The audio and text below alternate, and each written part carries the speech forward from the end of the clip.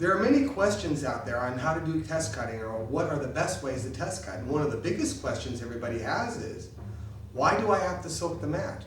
And the reason why you have to soak the mat is if the mat is really light, it doesn't have resistance to go against it, and it will just fly. It's like a baseball bat hitting a ball more than a sword cutting through, say, a person. For example, if I go over here and get one of my blades here, for example, this Shinken here, this is your basic classic blade.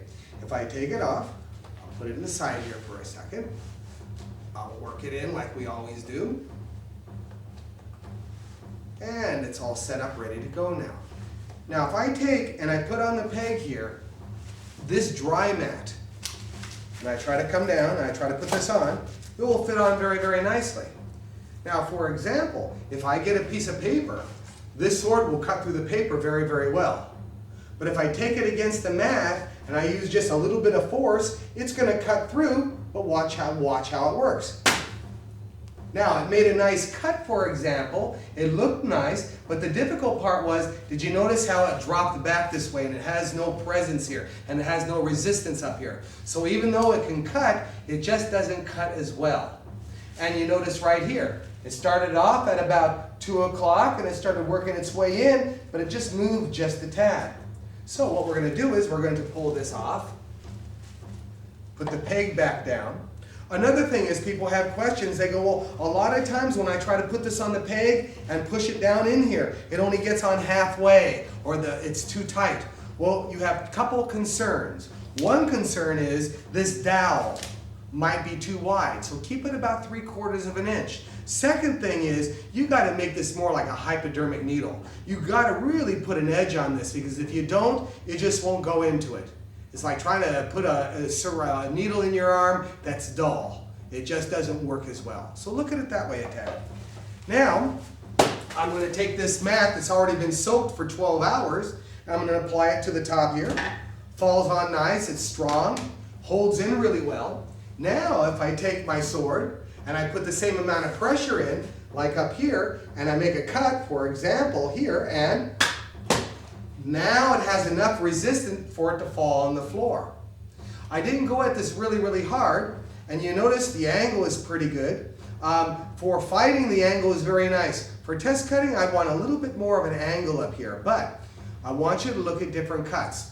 I'm going to go through this, and I'm not going to have my hands adjusted correctly. I'm going to make a lot of mistakes here so you can see what you might be doing. Because if you make cuts like this all the time, it's all well and good, but chances are you won't. And every time you make a bad cut, the one that follows it is really even worse because you become fatigued. Then since you're fatigued, you got to put more muscle into it, and then all of a sudden you're beating on it with a baseball bat. The first thing I say to most students who want to learn how to test cut is, you got to make sure that your line, when you cut from here to here, is consistent up here and down here. Which means a lot of people that cut, they might start at 1 or 2 o'clock and they might get almost all the way down to here, and then for some reason they want to muscle it and they turn the sword and it comes out at, say, 9 o'clock, for example. You're spooning it out, for example. So there are lots of different ways you want to look at this. So what I'm going to do is, I'm going to lift up the sword here, I'm going to come around here, I'm going to cut down, but I'm not going to shiburi with the left hand. What's going to happen is it will probably enter in here and it will go either which way. So let's see what happens if I can cut through it with my hand that's not shiburing with the left. And, okay, look at the cut here. It's sort of a nice angle, but if you can see, there's a little bit of air in between there. That's because my hand turned it a little bit. Now, watch me scoop it out a little bit more. I come over here, and even though it's a nice angle, it just sort of looks like it's a weird cut. It just doesn't look like it's balanced because my left hand didn't work it that way. So now what I'm going to do is I'm going to do the same thing, and I'm coming in and I want to pull my sword back like this. Everybody wants to pull it back when they cut, and they come in an angle like this. Watch this next cut. And that's what they're going to be doing. And then they come in here and they try it again like this, and they get down a little deeper and they come in like this. See that? This is not 1 o'clock to 3 o'clock, but is it? See how it turns in and it scoops it out? what I did was, as I was coming down into here with my hand, I was coming down here, and then all of a sudden, this hand became loose. Because up here, it was tight. But by the time I got it down here, this hand that was holding all the pressure, remember, the backhand, everything goes to the backhand. Everything defaults to the rear hand. But I was cutting with my right hand over here, turned it, it allowed that to come in, and it cut it at a very bad angle. So you can see what that is.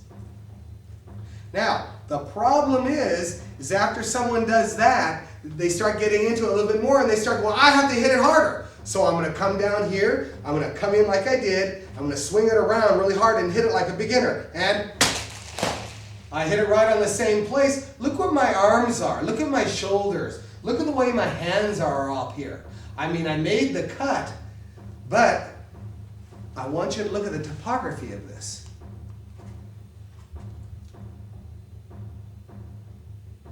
If you look at the topography of this, this is from one cut to another. But it's really, really rough, isn't it?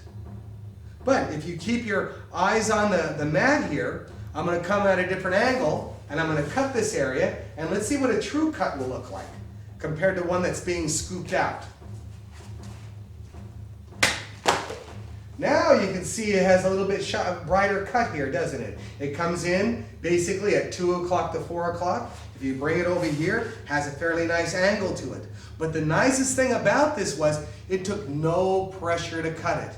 And that's where we have a lot of problems. People are putting too much pressure, they're putting too much muscle into something that's easier. If I was a firearms instructor, and my biggest complaint would be then that you're pulling the trigger and trying to shoot on the side of the gun instead of bringing it up and squeezing the trigger and hitting the target consistently. It follows the same type of line. Now, I'm going to come over here on this side, and a lot of people have a really easy way to cut from 1 o'clock to 7, but they bring it over here 11 to 5, they can't mesh it up a little bit, so now they're going to come on down like this, and they cut through like that. And the cut was nice, but look at this. This is called a Yamanakoshi, the leftover mountain. This is for disqualification if you get any of these. So if you go over to Japan and you're in a test cutting competition, you do this, you buy all the beer, go home. So that's called a Yamanakoshi. This is caused because you cut into another cut. In all cutting, one cut should be separate to the other no matter how fast or how slow you go at it. So now what I'm going to do is I'm going to be a beginner. I'm going to come in. I've been told what to do. I know how to come in at this angle. But now I'm going to bring it around, and now I'm going to learn how to cut it.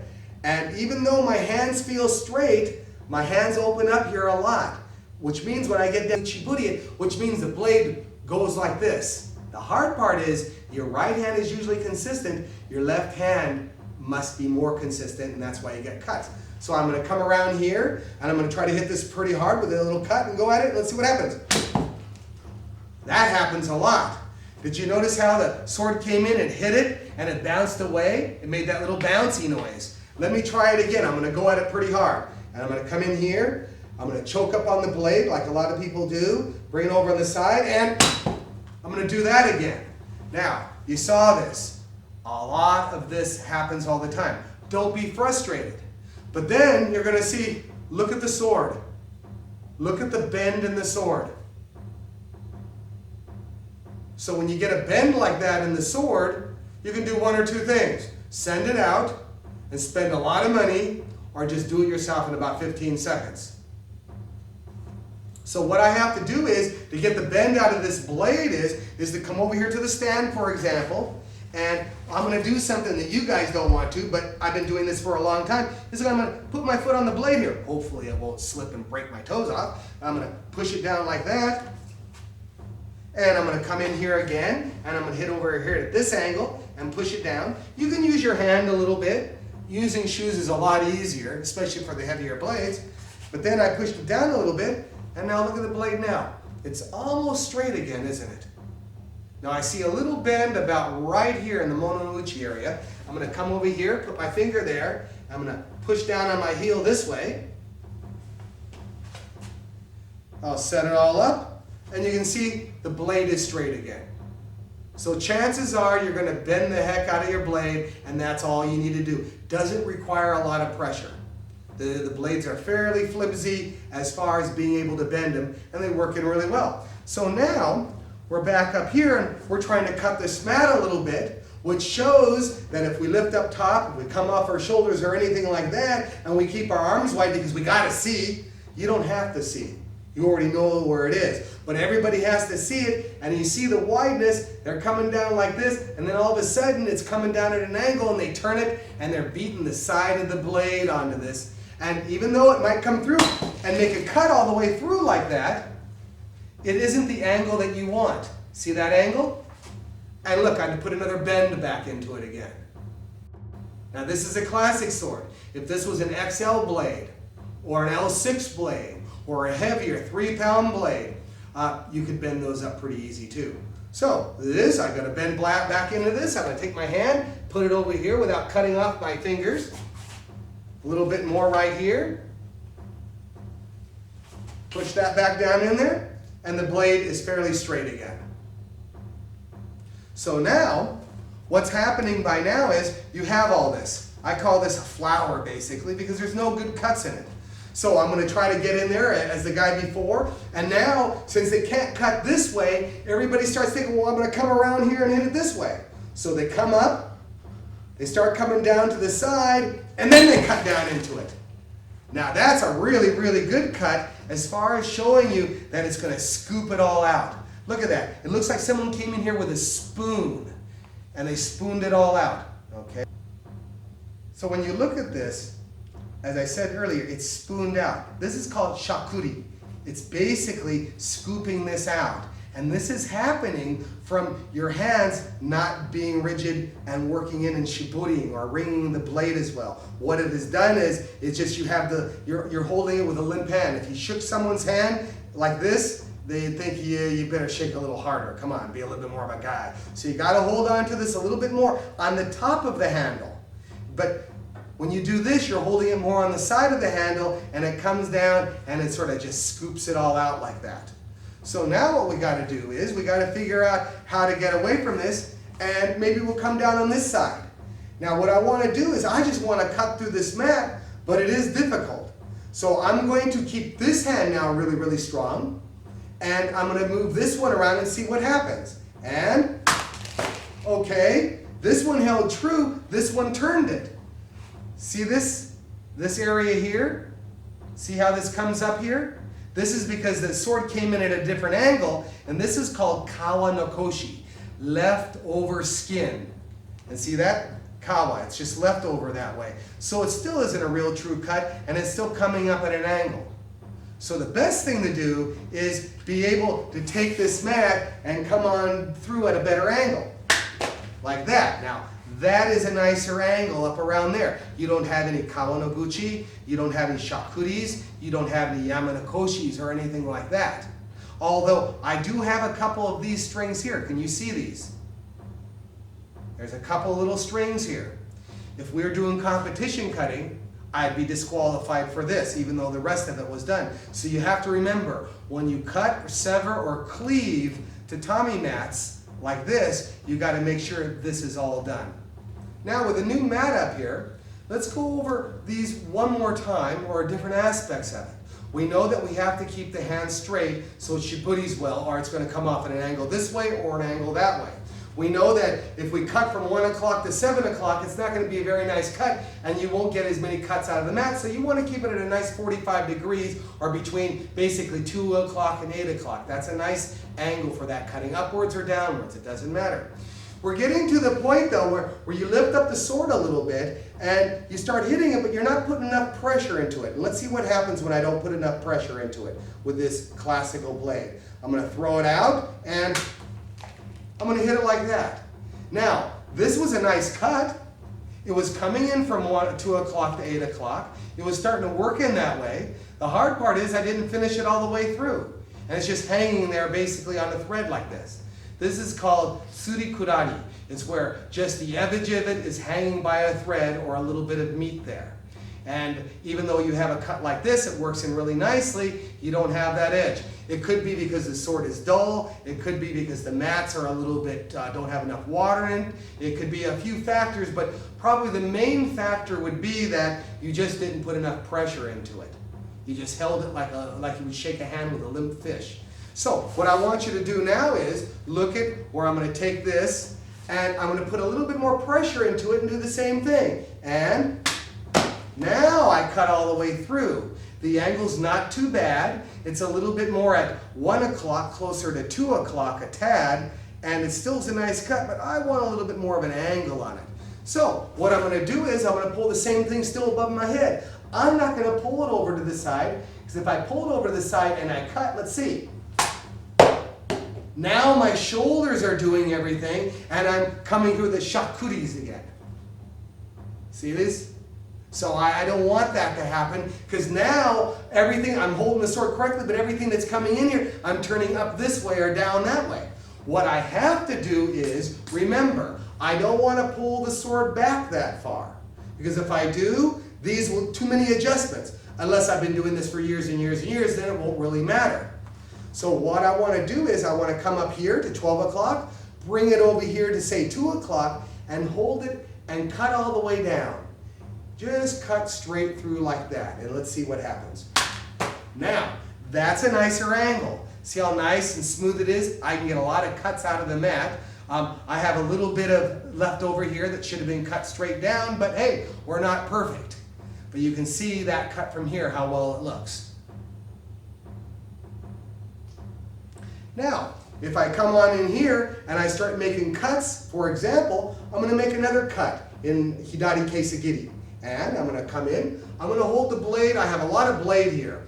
I can hold it way out here like this, and I can make some good cuts. That's a pretty good cut. But you notice it's throwing my arms out a little bit more. If I choke up less on the hilt and bring my hands a little closer together, and now when I come in here, I don't use my arms as much, but I'm using the blade to cut a little bit more, and I'm cutting a little farther out than closer here. So now, when I come in and I cut, see the difference? My shoulders don't fall forward. The cut looks pretty good. It's a little higher angle than I wanted, but nevertheless, it looks in nicely this way, and that's the way you cut. Now, if I want to come in here and cut opposite, I don't want to cut through this again here. I want to go down a little farther. So I lift my hands up. I find out my area on the handle. Remember, this handle is different from a lot of these other handles. Some of them are big, some of them are small. So find out where it fits you, and my body size fits me very good right here. I'm going to come up like this with my left foot forward because I'm coming down left hand. I'm going to try to cut this way and see what happens. Ah, that wasn't too bad. Look at this. Kawanakoshi. Now, this could be not from the Kawanakoshi, but see this rubber band here? It should have been up a little higher. But a lot of times when people put the mats together, they put the rubber bands on, and when it's up this high. Now, look at the difference. If I would have had this rubber band up, for example, if I would have had it up a little higher like this, about 6 inches from the butt base, now you could have seen it would have offered a better cut and would have been a lot smoother than having this fringe come off the side. And that's what I want you to look at when you start test cutting. Otherwise, when we come in here, we can really not do any more cuts. We could probably come from underneath and cut up, or we could cut sideways. Now, when you get down this low and you want to bring the sword around and do some test cutting this way, this is where your hands are going to adjust on the blade a little bit. And this is one of the harder cuts. So what I want to do is, I want to come up here, I bring it over to the side, but readjust my legs because this is getting down low enough so this will stay flat and I'll be able to shiburi it better. Moreover, if I'm cutting down at an angle, my hands are farther apart. But when I'm coming in and I'm actually swinging it like a baseball bat, I want to put all the pressure out. So, up like this, come around, like that. Now, it came in fairly close. It's fairly flat. But if you look at here, there's a little bit of depression here, and it's rising a little bit here. It could be one of two things. It could be because the rubber band wasn't holding it tight enough. It could be the rubber band wasn't up high enough. Or when I came across here, my sword just went just a little bit of movement before a cut. So cutting tatami mat like this, is like playing golf. It's like going to the golf course and trying to hit a hole-in-one and figuring out 57 strokes later you haven't been there. It's that hard, it's that frustrating, but it's fun.